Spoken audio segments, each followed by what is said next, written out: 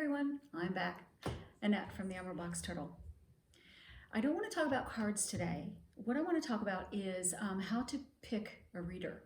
When I go to these psychic fairs and expos where I offer readings, I see a lot of people walking around with sort of a mystified look on their faces, and I overhear conversations where people will say, well, I don't know if I want to have my tarot cards read or get my tea leaves read, or I thought maybe I'd have my palm read this time, I don't know.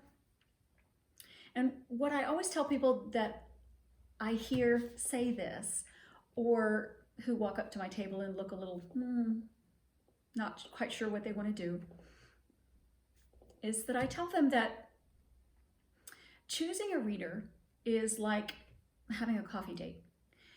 The tool on the table, if there is one, and what I mean by tool, it's whether it's tea leaves or palm reading or tarot cards or angel cards or runestones or anything like that, it doesn't really matter what the reader is using to tell the fortune, to make the divinatory analysis and that kind of thing. It's the reader, him or herself, that you want to relate to. So when you go to these events, sniff out the actual person reader, not their stuff, not their tool. Maybe have a few words of conversation.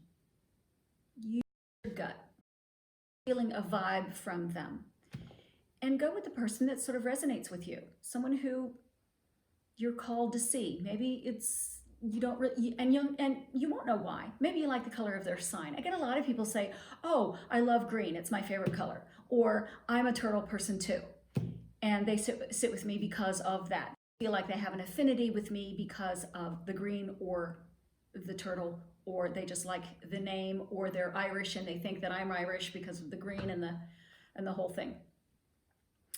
So choose your reader according to who resonates with you, not what they do.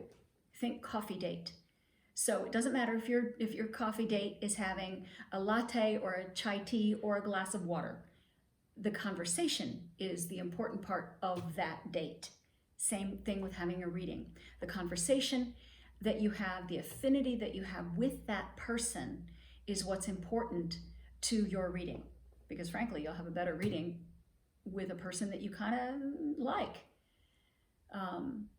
If you sit down with someone and they rub you the wrong way, but yet they read they're a palm reader, how nice for them.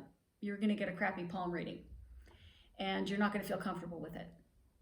So, in a nutshell, when you're looking for a reader, talk to the person, pick the person, not their tool. So, next time I talk to you, it'll be about tarot cards again, I promise. And until then, bye folks.